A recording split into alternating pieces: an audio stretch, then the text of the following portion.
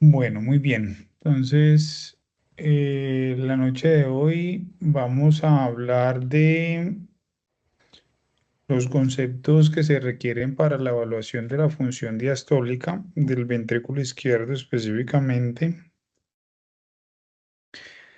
y parte pues como del uso de esta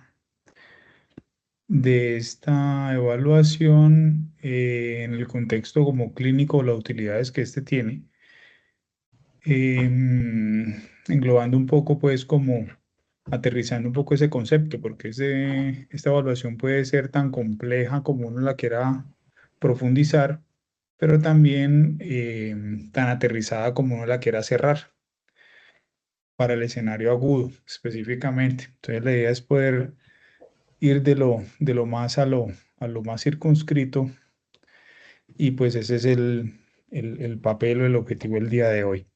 Bueno, muy bien, en esta oportunidad está el doctor Valeta, entonces le damos la palabra y el espacio al doctor. Muchísimas gracias y bueno, estamos atentos. Bueno, ¿me escuchan? Por favor, ¿me pueden confirmar?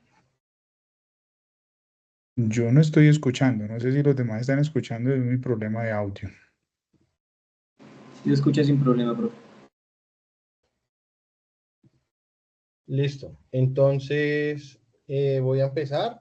Buenas noches, primero que todo. Agradecer su participación en estas charlas de pocos a cargo del doctor Bustamante. El día de hoy vamos a hablar sobre evaluación de la función diastólica del ventrículo izquierdo. Para los que no me conocen, mi nombre es John Jairo Valeta Medina. Yo soy médico residente de segundo año de la especialización de Medicina y Urgencias de la Pontificia Universidad Javeriana de Cali. Agradecer al doctor Carlos Andrés Castro, médico emergenciólogo de nuestra universidad y ahora fellow de ultrasonido. Esta charla la vamos a desarrollar en estos 7 puntos. Vamos a hablar sobre fisiología. Vamos luego a hablar sobre la correlación morfológica y disfunción diastólica, para luego entrar en flujo mitral, Doppler tisular, velocidad de regurgitación tricuspidia, todo en el contexto de disfunción diastólica, para luego tener las bases para entender cómo se hace la determinación de los grados de disfunción diastólica y finalmente unos mensajes para llevar para la casa. Entonces, como el título de la charla lo dice, esto es una evaluación de rutina que vamos a utilizar en los pacientes con disnea o síntomas de insuficiencia cardíaca, en especial en aquellos que tienen una fracción de eyección del ventrículo izquierdo anormal o levemente reducida y que no pudiéramos explicar la causa de su disnea o sus signos de falla cardíaca. Además, esta evaluación ecocardiográfica nos va a permitir distinguir entre las patologías de origen pulmonar que generen disnea, además de hacer un pronóstico y poder identificar causas cardíacas subyacentes y así ofrecer a nuestro paciente un tratamiento óptimo lo más pronto posible. En 1921, el doctor Wigger eh, publicó los resultados de un experimento que fueron cruciales para describir las fases del ciclo cardíaco y las relaciones con las presiones y volúmenes del corazón. El doctor Wigger cogió una serie de perros y los anestesió, a los cuales les introdujo unos catéteres en la aurícula izquierda, en la arteria pulmonar, en el ventrículo izquierdo, además a nivel de la válvula aórtica y la arteria innominada. Las gráficas que obtuvo en esas mediciones de presiones las sincronizó con los ruidos a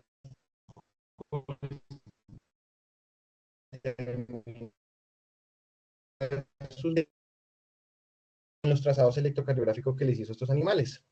A partir de este experimento, él logró determinar una fase unas fases durante un periodo correspondiente a la sístole y otras fases en un periodo correspondiente a la diástole. Con el advenimiento de mejores tecnologías, ya nosotros pudimos determinar cuáles eran esos volúmenes que habían en esas cavidades, en este caso, pues del ventrículo izquierdo. Pudimos objetivizar mejor las presiones arteriales, las presiones en estas cavidades y así obtener pues la gráfica de Wigger, que es la que todos conocemos y la que nos permite determinar unas fases en un ciclo cardíaco, dos que hacen relación a la contracción isovolumétrica y la eyección, que tienen que ver con la sístole que el doctor Martínez en su exposición anterior nos explicó con detenimiento, y las que en este momento nos traen acá reunidos, pues la relajación isovolumétrica, el llenado ventricular rápido que observamos acá, un periodo de diastasis y un periodo correspondiente a un llenado ventricular determinado por la sístole auricular, que hacen parte de la diástole en el ciclo cardíaco.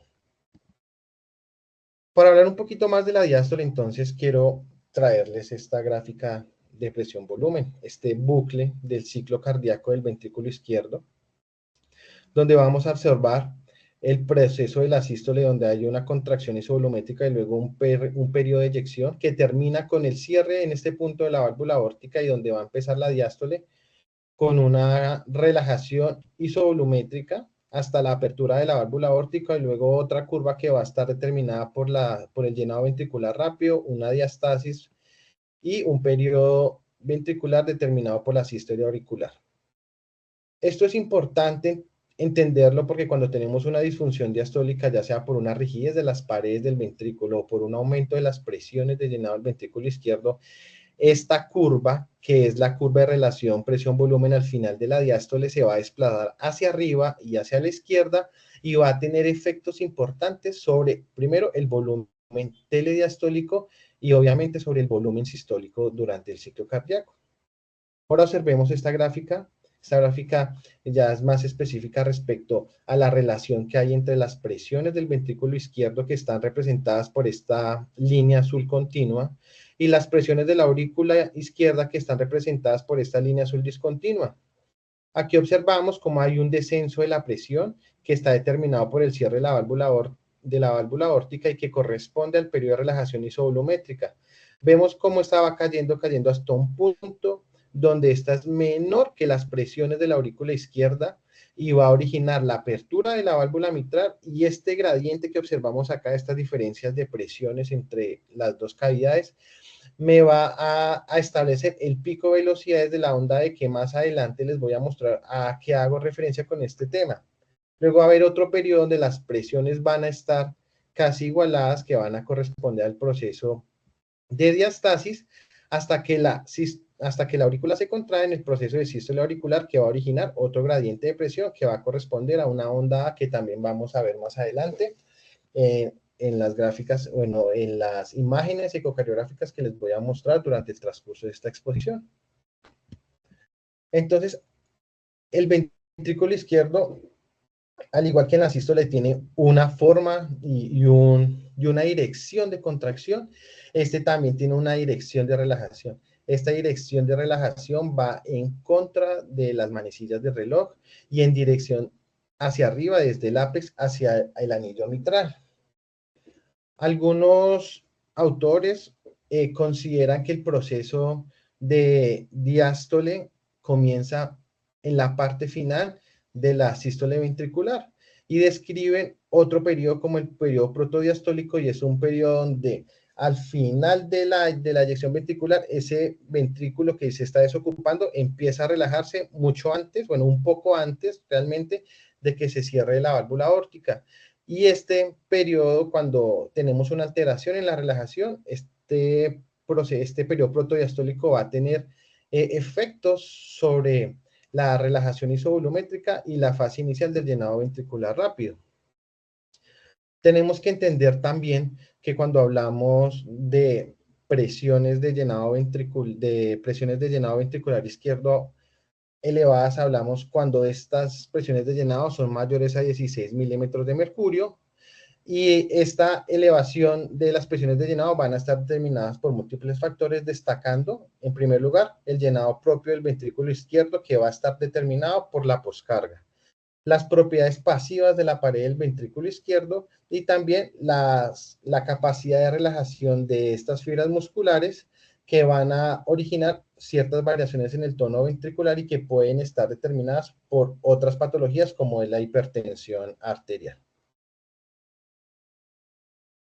Antes de continuar con el tema de correlación morfológica y funcional de la disfunción diastólica, quiero explicarles de manera rápida. Yo sé que este tema estas imágenes ya las vimos con el doctor Martínez en la exposición anterior, pero es importante que tengamos en cuenta que durante la evaluación de la función diastólica del ventrículo izquierdo, vamos a utilizar la ventana apical de 4 cámaras, la ventana apical de 2 cámaras y la ventana apical de 5 cámaras. Ahora vamos a hablar sobre la correlación morfológica y funcionales de la disfunción diastólica. Y lo primero, vamos a hablar de la hipertrofia ventricular. Pues esta es muy frecuente y más en una población que tiene una alta incidencia de hipertensión arterial. Entonces, cuando tenemos una remodelación concéntrica y entendamos como remodelación concéntrica el incremento de la masa ventricular con un engrosamiento parietal relativo, o cuando tenemos una hipertrofia concéntrica y entendamos como hipertrofia concéntrica el ventrículo que tiene una masa normal pero que tiene engrosadas las paredes parietales, esto nos va a llevar a una disfunción de la función diastólica ventricular que va a estar determinada primero porque hay una relajación enlentecida de esas fibras musculares que van a reducir el llenado ventricular rápido y lo que va a originar es un aumento de la dependencia de la diástole tardía para poder lograr un llenado ventricular. Y este aumento de la dependencia de la diástole tardía va a tener efectos sobre la aurícula izquierda. Y como tiene efectos sobre la aurícula izquierda, entonces vamos a ver que va a haber una relación entre el volumen de la aurícula izquierda y la disfunción diastólica. Entonces quiero traer este estudio. Esto es un estudio publicado en el 2002, un estudio retrospectivo que involucró 140 pacientes que en una edad entre 58 y 19 años. Sus características eran que estaban en ritmo sinusal, qué pena, que no tenían arritmias auriculares, que no tenían valvulopatías y que fueron remitidos al centro de ecocardiografía por cualquier indicación clínica. La intervención de este estudio fue hacer una evaluación del volumen de la aurícula izquierda indexada a su área de superficie corporal y si bien en el estudio no hubo una comparación explícita, lo que buscaban era hacer un análisis de asociación con distintos factores cardiovasculares de la carga de la enfermedad y también incluyendo la disfunción diastólica. Y ellos al final hicieron una correlación entre el volumen de la aurícula izquierda y los diferentes grados de disfunción diastólica, encontrando que a medida que aparecía la disfunción diastólica y esta iba empeorando, pues los volúmenes de la aurícula izquierda pues iban aumentando. Llegando a una conclusión importante que los volúmenes de la aurícula izquierda solo reflejaban efectos acumulativos de pacientes que estaban o que ya llevaban por varios tiempo con disfunción diastólica. Entonces, entendiendo esto, la siguiente pregunta que nos surge es entonces, ¿cuál es ese punto de corte o ese valor normal de la aurícula izquierda para que nosotros empecemos a pensar que nuestro paciente está cursando con disfunción diastólica? Y para resolver esa pregunta, entonces traigo esta revisión sistemática que involucró 15 estudios observacionales, que en total involucraron 6.657 pacientes, a los cuales se les hizo mediciones de la aurícula izquierda con el fin de demostrar una relación, un factor predictor entre el volumen de la aurícula izquierda y desenlaces como mortalidad, insuficiencia cardíaca y accidente cerebrovascular isquémico. En promedio, ellos concluyeron que un volumen de la aurícula izquierda mayor a 34 milímetros sobre metro cuadrado era un factor predictor, pero nos dice que había que tener en cuenta unas consideraciones especiales, pues estos pacientes que tenían fibrilación auricular, flutel auricular, anemia crónica, que eran deportistas de alto rendimiento o que tenían una bradicardia sinusal o una valvulopatía mitral sin disfunción diastólica, tenían la tendencia a tener unos volúmenes de la aurícula izquierda un poco mayores que 34 milímetros sobre metro cuadrado. Entonces, ahora, ¿cómo hacer la medición del volumen de la aurícula izquierda? Entonces, en una proyección apical de 4 cámaras y apical de 2 cámaras, que más adelante les voy a mostrar en un video, durante la sístole ventricular, que es ese periodo donde la válvula aórtica que no vemos acá se cierra, se abre, qué pena, la válvula mitral se cierra, vamos a delimitar los bordes del interfaz de sangre-tejido o el interfaz anecoico y perecoico, teniendo en cuenta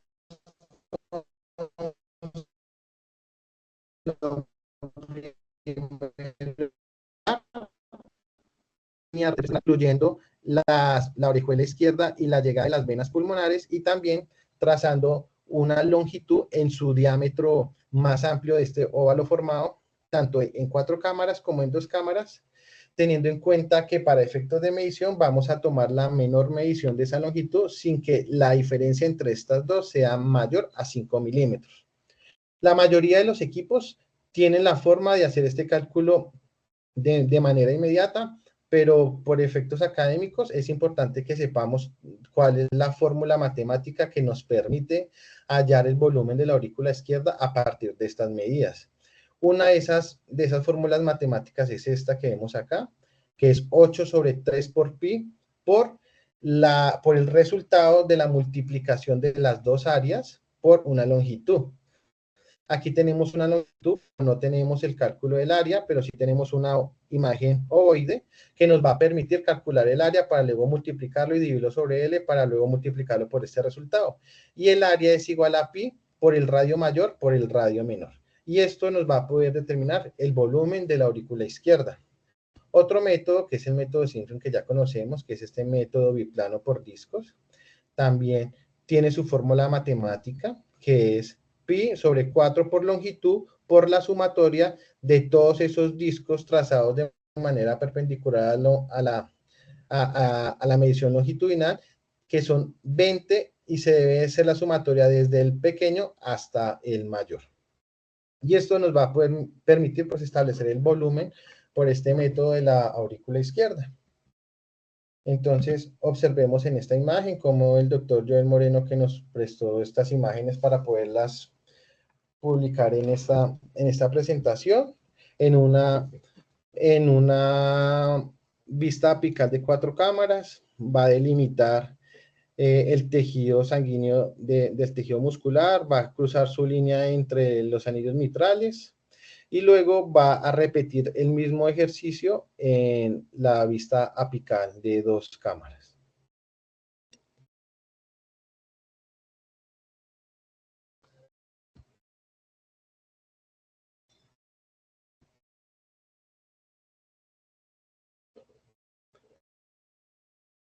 Listo. Bueno, ahora vamos a continuar con el flujo mitral y la función diastólica. Y el objetivo de la evaluación del flujo mitral es hacer una evaluación de las velocidades pico del llenado temprano que van a corresponder a la onda E, como ya les había nombrado anteriormente, del llenado diastólico que va a corresponder a la onda A, la relación entre estas dos es el tiempo de desaceleración del flujo de llenado temprano, que es la onda E, y el tiempo de relajación isovolumétrica. Entonces vamos a hablar de la evaluación de la onda E y la onda A. ¿Qué es eso? Entonces devolvámonos a las imágenes de las relaciones de presiones entre el ventrículo izquierdo y la aurícula izquierda, y vamos a observar que en la imagen obtenida por el análisis ecográfico de flujo mitral, que más adelante les voy a mostrar cómo lo vamos a determinar, el proceso de relajación isovolumétrica corresponde al número 1 y que se ve representado en este espectro. El gradiente de presión entre las presiones del ventrículo izquierdo y la aurícula izquierda se van a ver reflejados en este pico de velocidad que va a corresponder a la onda E. Luego el periodo de diastasis va a corresponder a este espectro nombrado con el número 3, y finalmente este gradiente de presión determinado por la sístole auricular se va representado en la onda en esta imagen ecocardiográfica. Recordemos que la onda E hace referencia al llenado ventricular rápido. Y la velocidad pico de esta onda es proporcional al gradiente de presión, o sea, la diferencia de presiones entre estas dos. Entre mayor sea la diferencia de presión, mayor es el pico de velocidad de esta onda E. Y la velocidad también va a estar determinada por el grado de relajación del ventrículo izquierdo, que va a tener un efecto de succión por esas diferencias de presiones sobre el contenido de la aurícula izquierda. Por otro lado, la onda que hace referencia al llenado tardío y que depende de la sístole auricular, vamos a decir que su pico está determinado por la compliance y el volumen en el momento de la sístole auricular del ventrículo izquierdo, y que el gradiente de presión de la aurícula y el ventrículo izquierdo, que durante la diástasis es casi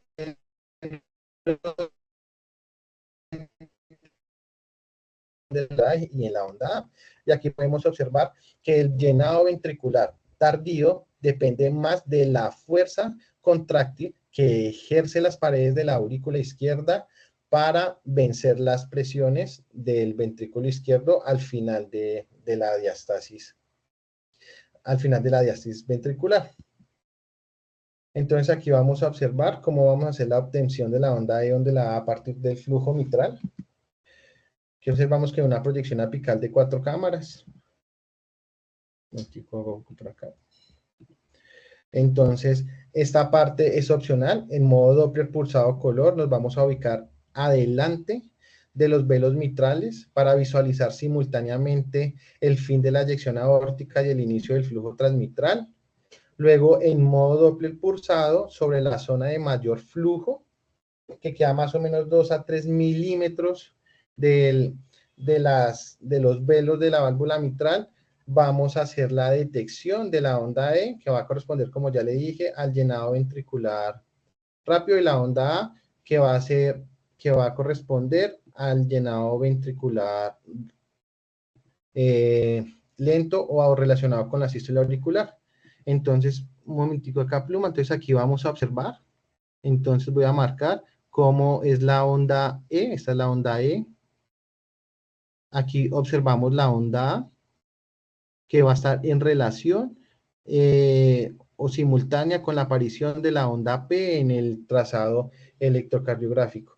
Y el tiempo de esta aceleración, que también va a ser importante en esta evaluación, corresponde desde el pico máximo de la onda E hasta el inicio del periodo de diástasis o la base de la onda A, donde es en el caso de que estas estén fusionadas.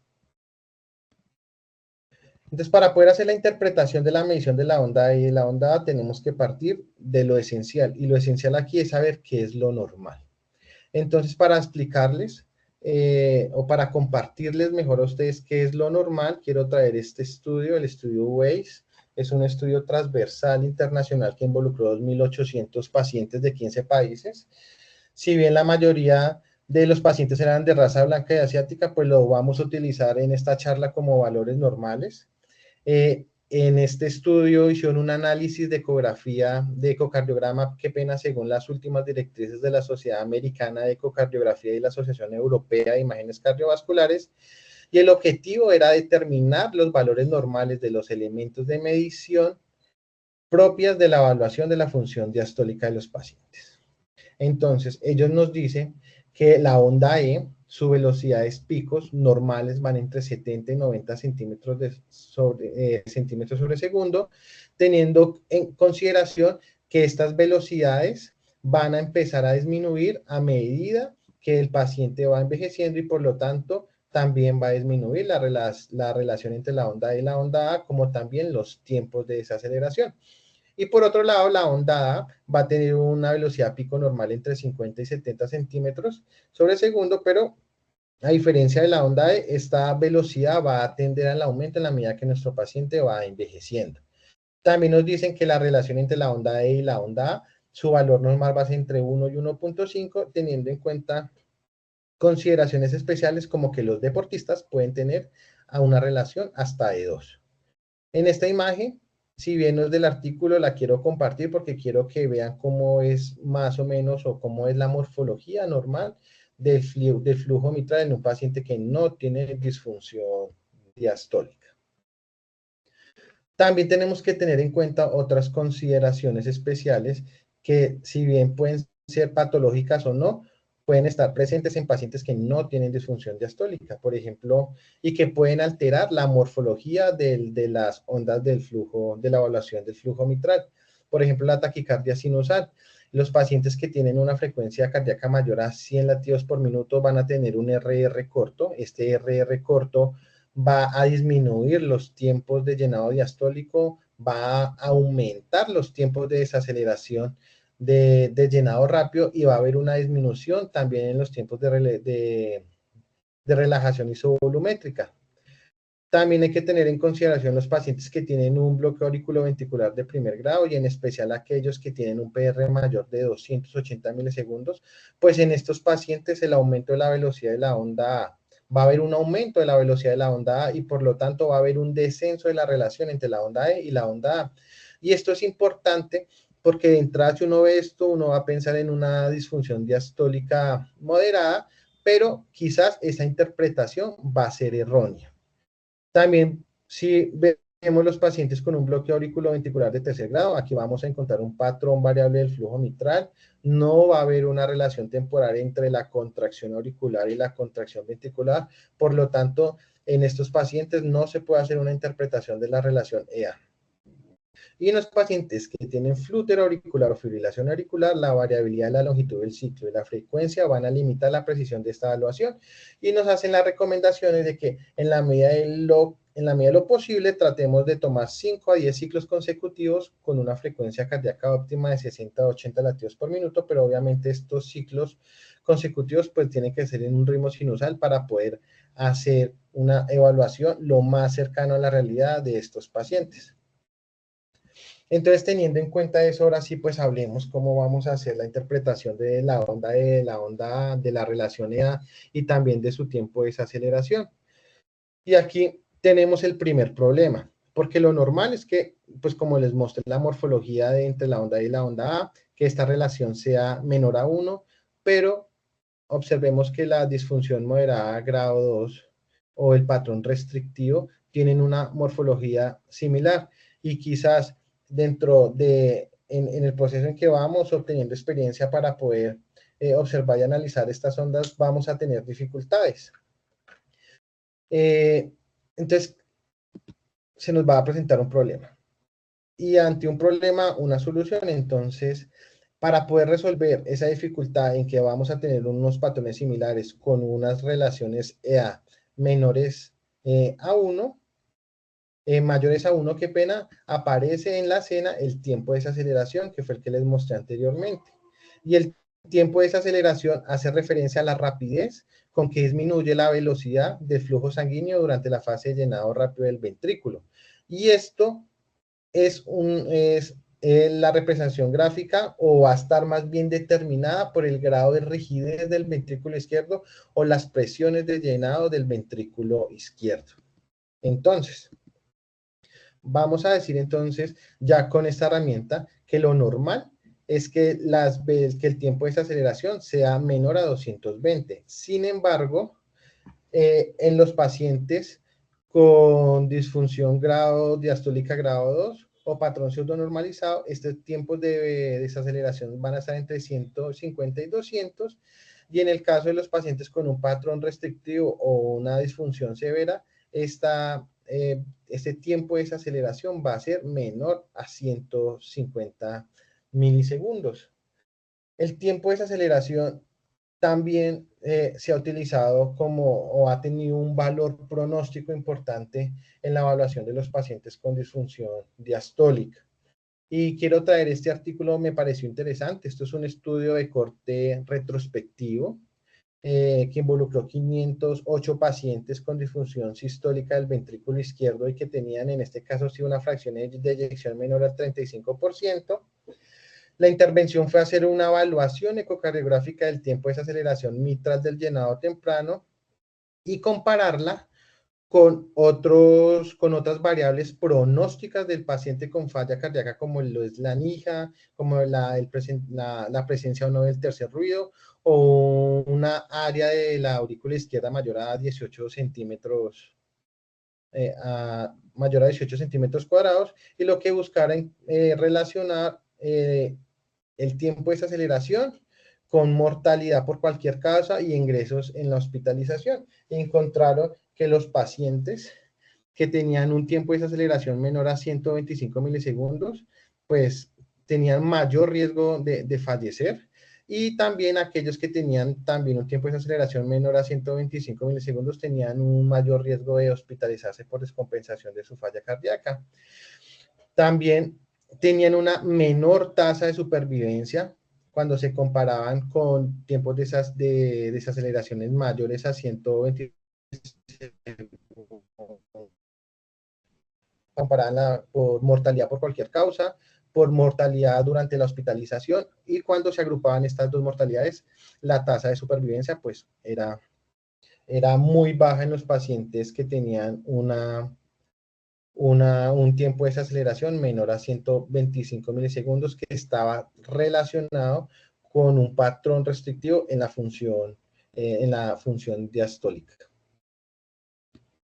Es importante también tener en cuenta que en los pacientes que tenían una fracción de eyección preservada, los tiempos de desaceleraciones menores a 150 milisegundos tenían más bien, era un valor pronóstico para una remodelación cardíaca en estos pacientes. Ahora vamos a hablar del tiempo de relajación isovolumétrica. Y el tiempo de relajación isovolumétrica es ese periodo que transcurre entre el cierre de la válvula aórtica y la apertura de la válvula mitral, o el inicio del periodo de llenado ventricular rápido.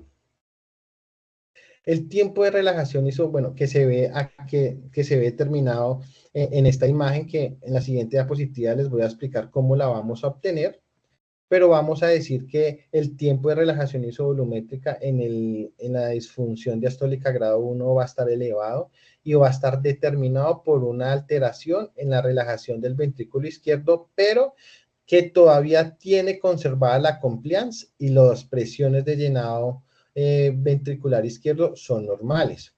En cambio, en la disfunción diastólica grado 2 vamos a tener un tiempo de relajación isovolumétrica disminuido determinado por alteración en la relajación del ventrículo izquierdo, pero ya aquí con un aumento en las presiones de llenado ventricular. Y finalmente, en la disfunción diastólica grado 3, también va a estar disminuido el tiempo de relajación isovolumétrica, que va a estar determinado por un llenado del ventrículo con un patrón restrictivo y con un aumento en las presiones medias de la aurícula izquierda aumentadas, que van a tener efectos importantes sobre la válvula mitral, que la va a obligar a abrirse de manera precoz. Al igual que muchas variables, los tiempos de relajación isovolumétrica también dependen del grupo etario del paciente. Los valores normales van entre 50 y 87-90, y a medida que va aumentando la edad, pues estas van a ir en aumento. Entonces, en esta imagen vamos a observar cómo se hace la medición del tiempo de relajación isovolumétrica, y aquí observamos, y aquí podemos observar cómo en una proyección apical de 5 cámaras en modo Doppler continuo nos vamos a ubicar entre la válvula aórtica y la mitral para lograr obtener la onda de eyección aórtica y la onda E diastólica del llenado ventricular rápido, que observamos ahí en la imagen. Y luego se va a hacer la medición. Aquí voy a trazarles. Entonces aquí tenemos la onda de eyección aórtica. Y aquí tenemos la onda de llenado ventricular rápido. El tiempo de relajación isovolumétrica, vamos a ponerlo de color verde, es este periodo que acá, es en este. Y lo que vamos a hacer es una medición de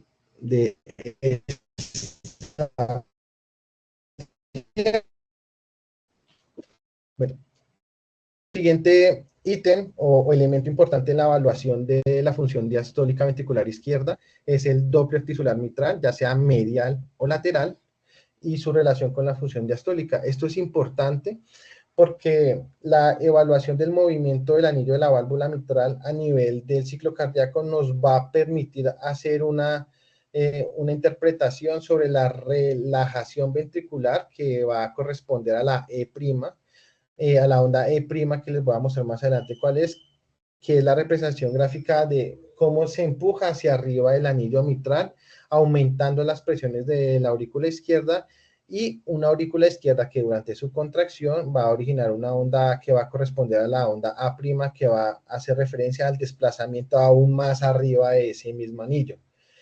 En esta evaluación del Doppler tisular mitral también vamos a encontrar la onda S, que va a hacer referencia a la sístole ventricular.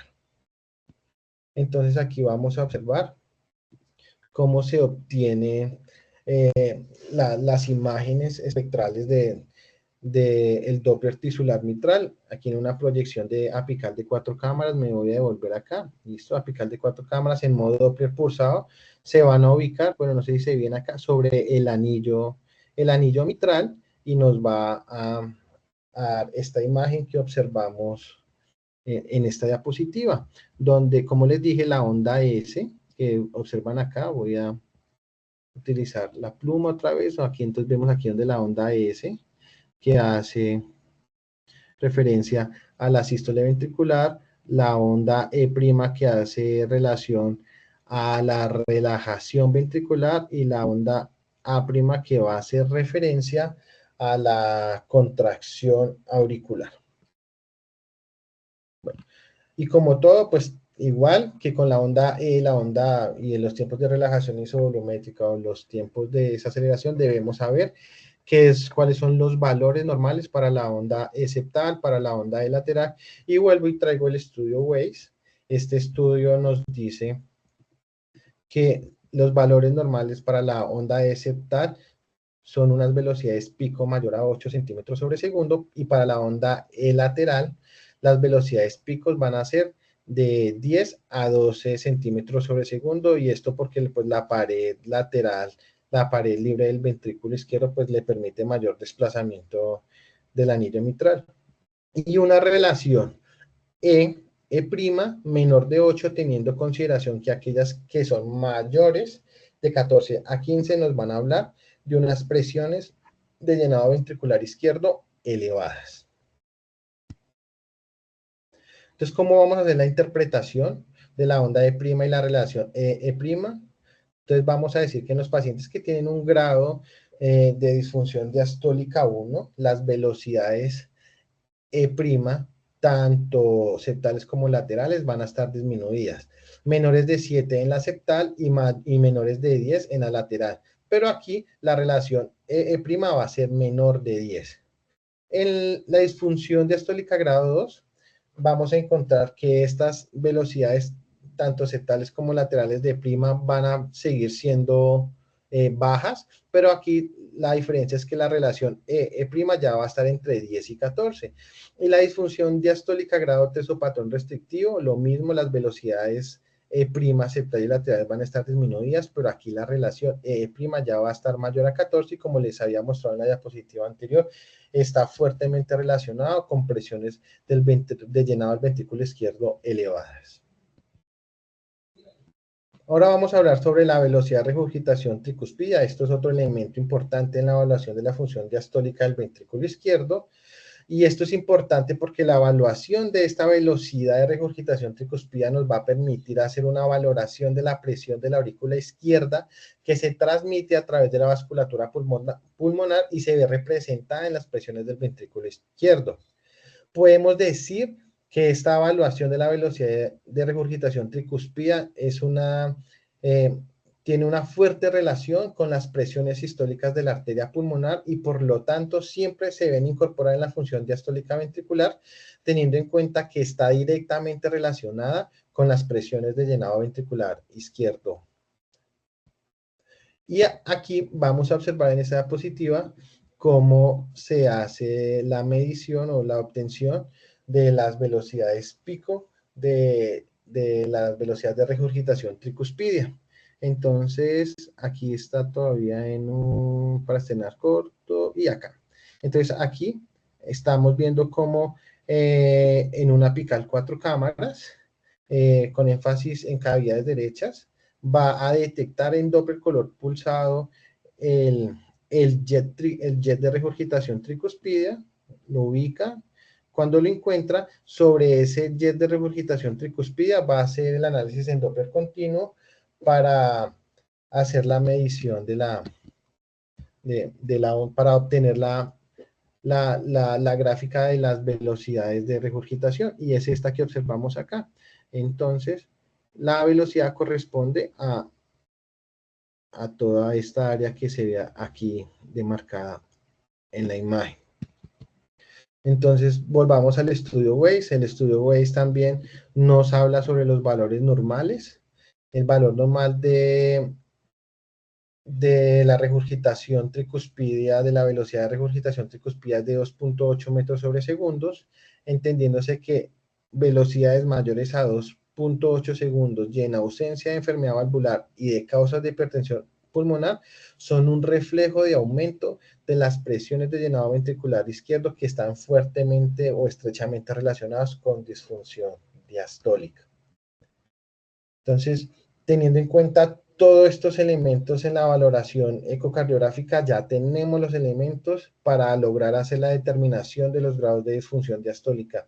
Pero para hacer esto hay que tener en cuenta dos cosas grandes. Primero, es que tenemos que tener en cuenta que existen unas condiciones individuales de nuestro paciente, ya sean patológicas o no patológicas, ya las habíamos nombrado, que el paciente esté con frecuencias cardíacas elevadas, mayor de 100 latidos por minuto, o que el paciente tenga algún grado de bloqueo auriculoventricular, o que nuestro paciente esté con una FA o con un flúter auricular. Y también debemos considerar que la clave de lograr hacer una determinación exitosa de esa función diastólica está en que utilicemos todas las variables que acabamos de medir, sino cuál era la gracia de hacer estas mediciones.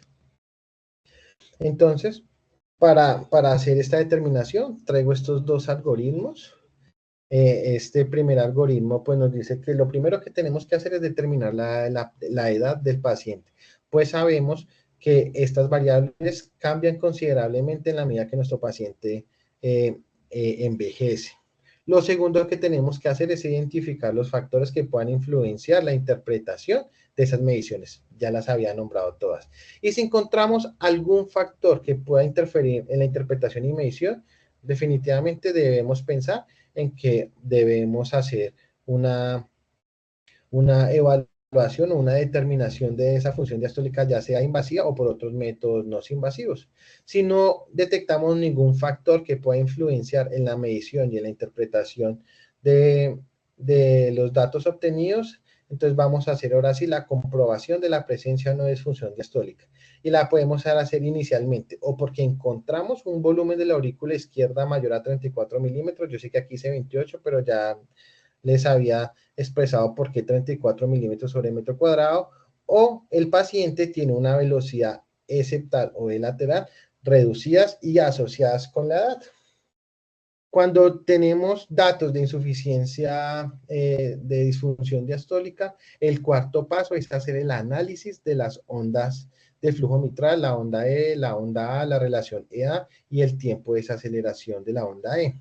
Y aquí vamos a decir entonces que el paciente está normal si la relación EA es mayor a 0,8, si no hay reducción en la onda E' y si los volúmenes de la aurícula izquierda están normales.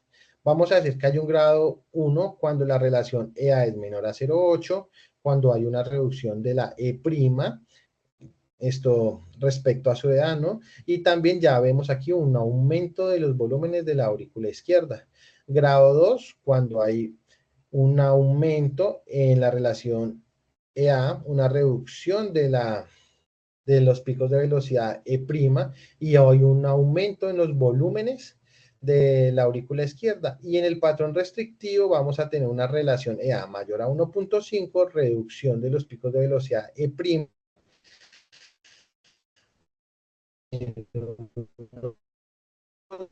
de desaceleración metros sobre esto, milisegundos, qué pena, y vamos a encontrar aquí también una aurícula izquierda aumentada de volumen. Y finalmente, ya después de haber determinado esto, vamos a determinar si hay signos que puedan hablarnos de llenados de presiones de llenado ventricular izquierdo elevados. Y recordemos entonces que si la relación E' es menor a 8, no vamos a hablar de presiones de llenado ventricular elevadas.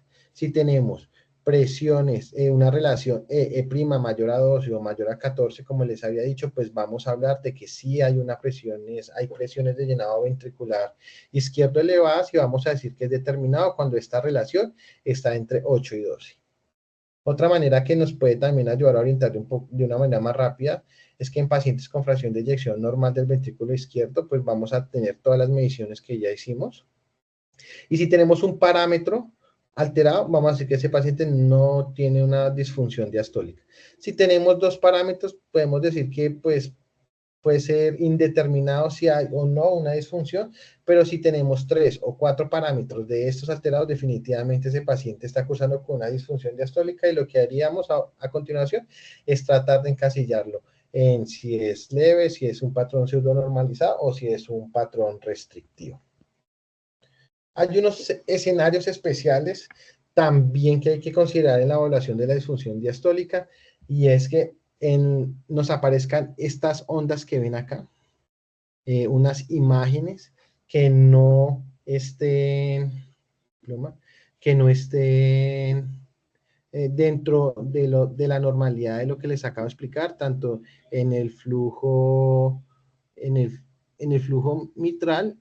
Me devuelvo un momentico por acá, qué pena, que es la presencia de estas ondas L que están acá, que uno ve la onda E, ve la onda A, pero aquí aparece otra onda que no corresponde a la morfología normal o a lo que estamos acostumbrados a ver en los otros grados de disfunción diastólica. Y lo mismo por acá.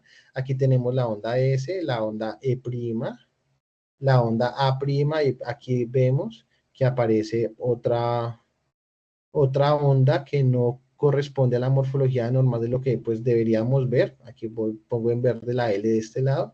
Y cuando tenemos la presencia de estas ondas L en nuestra evaluación ecocardiográfica, vamos a hablar de que hay una relajación muy deteriorada de las fibras musculares del ventrículo izquierdo y que las presiones de la aurícula izquierda, en las presiones medias de la aurícula izquierda, están muy elevadas. Entonces esto nos habla de una función diastólica muy grave, disfunción diastólica muy grave en nuestro paciente.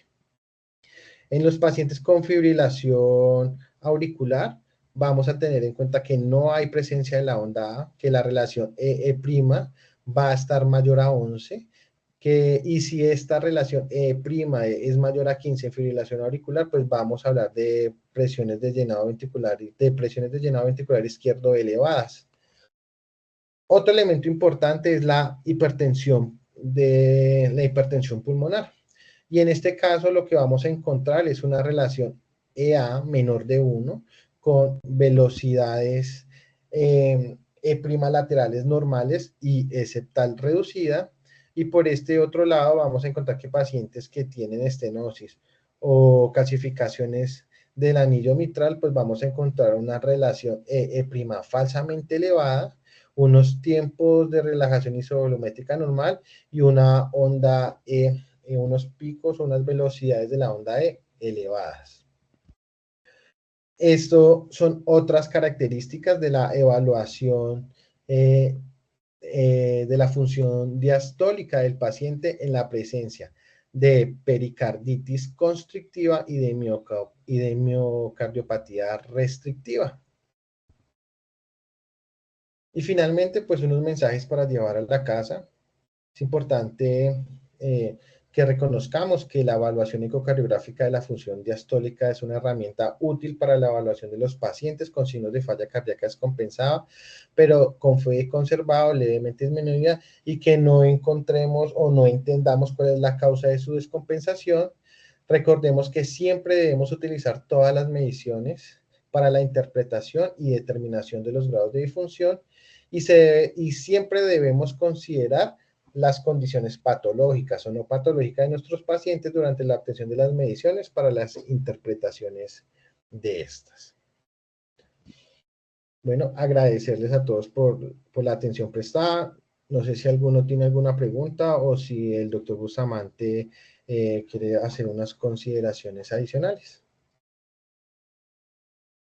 Bueno, muy bien, yo muchísimas gracias por la explicación y por aclarar como las mediciones que debemos hacer y sobre todo como la técnica y cómo hacer la adquisición de las imágenes que nos mostraste allí y los conceptos como claves que mencionaste. Mientras de pronto surgen algunas preguntas, quisiera como cerrar el tema, la conferencia, con unos puntos mientras de pronto surgen allí comentarios. Entonces, el tema uno lo puede ampliar tanto como mencionaba al principio, como uno quiera y hacer mediciones todas las que uno quiera.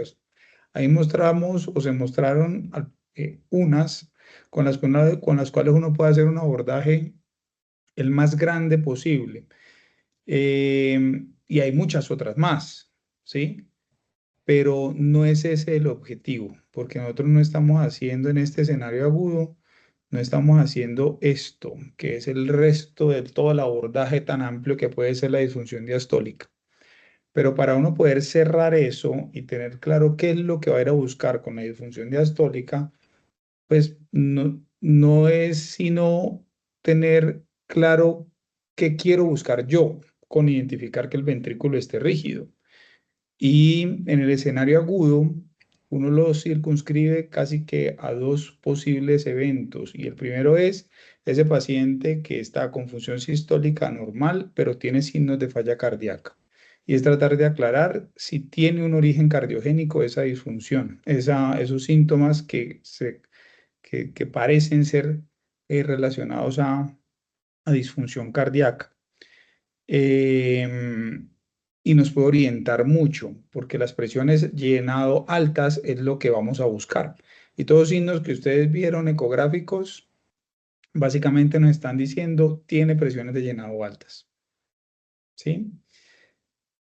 Y hay muchas variables para eso, muchas. Y eso que acá mencionamos solo, o se mencionó solo unas.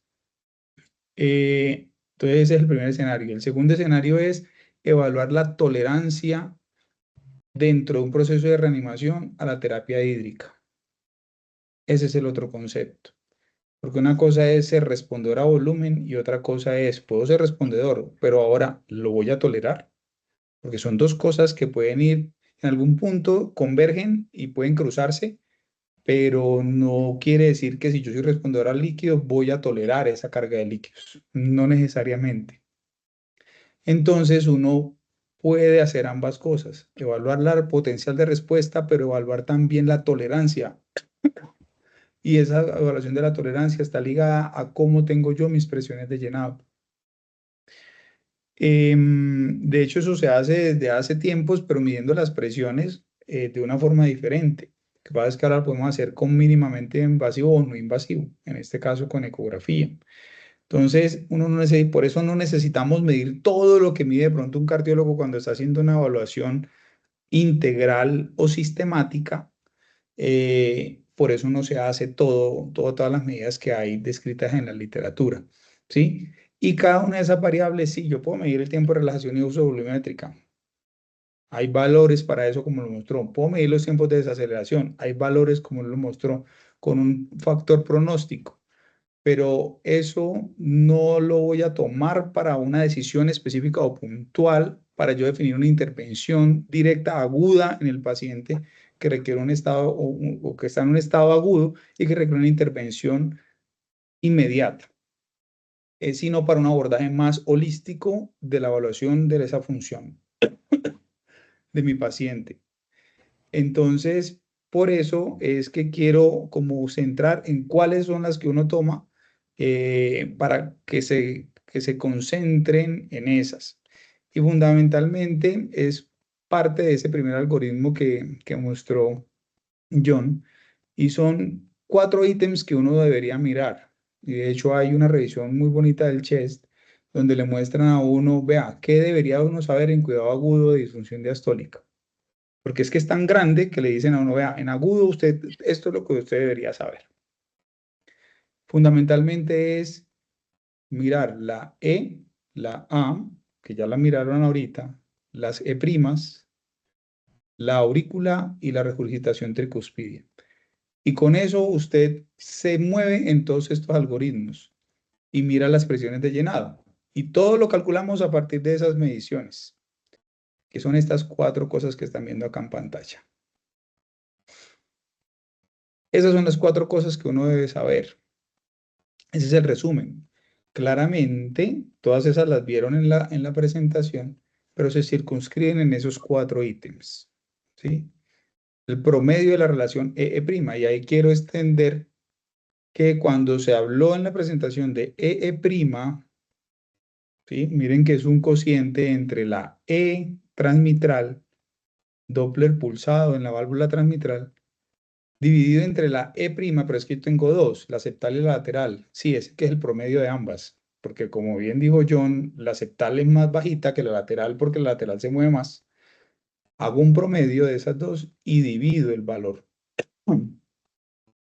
Y ahí sí, con base en eso, tomo ese punto de corte, 14. Ese ya es el primer punto. El segundo punto es mirar cada valor de E por independiente.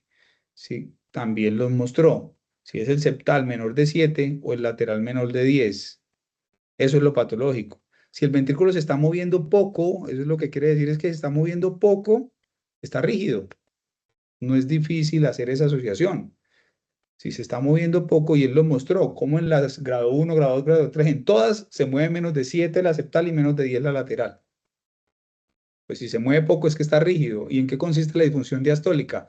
El lucidotropismo alterado. Se mueve poco. El ventrículo está rígido. Ahí está el segundo punto. El tercer punto, la regurgitación tricuspidia. ¿Y por qué la regurgitación tricuspidia? Pues es bastante sencillo. Y acá hago una salvedad. Siempre que usted mide una velocidad en un espectro, él te arroja inmediatamente la velocidad, pero también te saca el gradiente de presión. ¿Sí? Y aquí con este gradiente de presión, básicamente lo que me está diciendo es si la presión o el gradiente de presión en la pulmonar que te calculó, que esa es técnicamente la presión sistólica de la pulmonar, teóricamente, o al menos una alta probabilidad de que esa sea la presión en la pulmonar, la sistólica, de forma retrógrada, te está diciendo que la presión dentro del ventrículo está elevada. Por eso cuando uno tiene hipertensión pulmonar, una de las cosas es, pues que si no es causa cardiogénica, una de las causas. Y cardiogénica es que no solo disfunción sistólica, sino también diastólica. Está rígido y de ahí para atrás se aumenta la presión y eso que sea una de las etiologías. Y el punto de corte es 2.8. ¿Por qué? Porque se me predice presión sistólica por encima de 30. Ese es el punto, ese es el origen del 2.8. Es un cálculo matemático que coincide con que estadísticamente correspondió con el criterio. ¿Listo? Entonces ahí llaman tres ítems. Y el cuarto, la aurícula, que también lo mismo, si la presión en la aurícula está alta, perdón, el ventrículo está alto, pues ¿qué va a pasar con la aurícula? Se pone grande. Ahí está el cuarto criterio. Y con esos cuatro criterios, usted define si su paciente tiene presiones de llenado altas, y si tiene presiones de llenado altas, es lo más probable que su paciente tenga disfunción diastólica. Eso es el resumen para el contexto agudo, cómo entender e interpretar la disfunción diastólica. ¿Ya? Y de igual manera, si usted quiere decir, venga, yo quiero saber si las presiones de llenado están altas, ¿listo? Entonces, fíjese en este valor. Tiene discusiones que si ese punto de corte sí, que si no, que es que eso solamente el 80% de los pacientes tienen las presiones altas, etcétera, etcétera, ¿sí? Pero es una aproximación. Es que yo no estoy midiendo la presión, estoy estimándola. Si la quieren medir, pues toca un método invasivo, ¿de acuerdo? Entonces, es diferente, es diferente. Y ya, entonces, ¿para qué iba a medir la E y la A? Pues entonces, si ya quieren darle una categoría, que quiero saber si es 1, 2, 3, en fin, ¿sí? Entonces, ahí sí, con esas mismas cuatro variables que acabamos de calcular, simplemente se meten en el otro algoritmo y siguen el algoritmo, pero con los mismos valores de ahorita. Simplemente ya calculamos lo nuevo, es que calculamos la E y la A, la relación EA.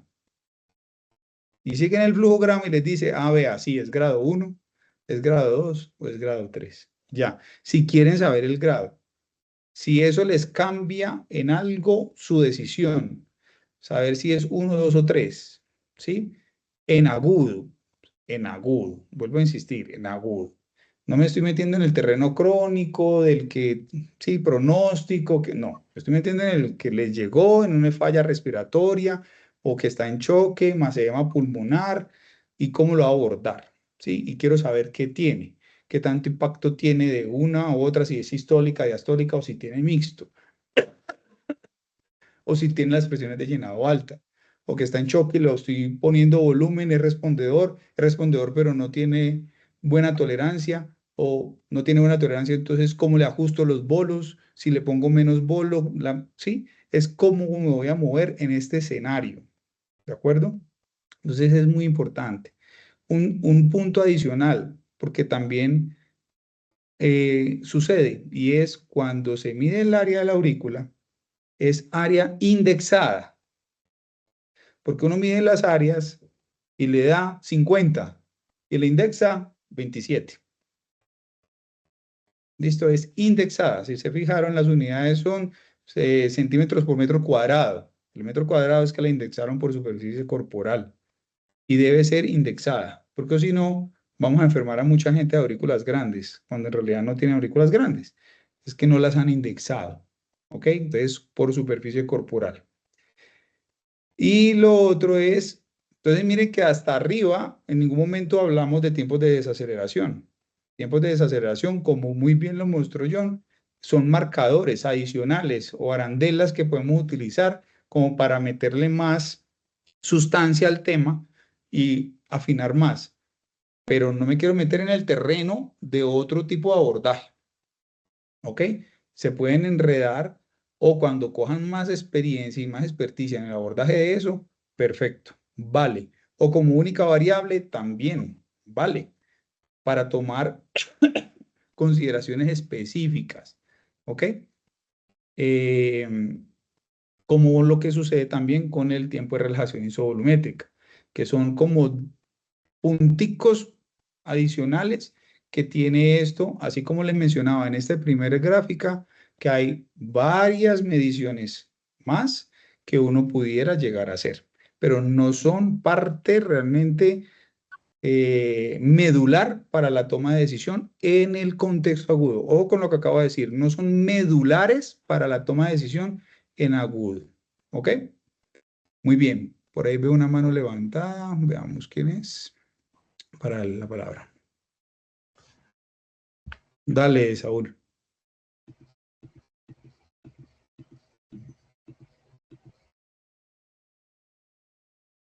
Saúl, puedes hablar.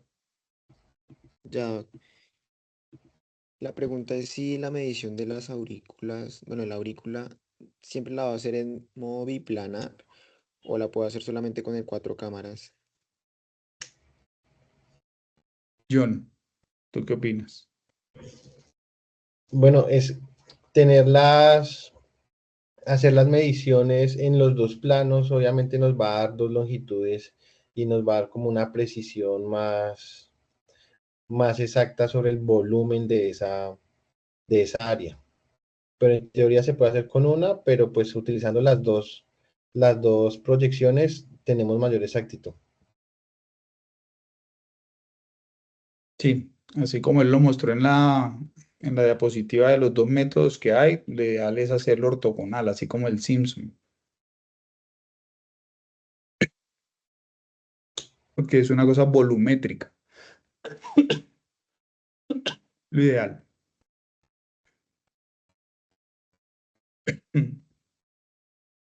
¿Alguna otra pregunta, muchachos, o comentarios? Bueno, no, muy bien, John. Creo que quedó bastante claro los ítems que se querían traer a la conferencia el día de hoy. Muchísimas gracias por la asistencia y bueno, nos vemos la próxima sesión dentro de 8 días. Muchas gracias por la participación. Buenas noches para todos. Buenas noches para todos. Muchas gracias.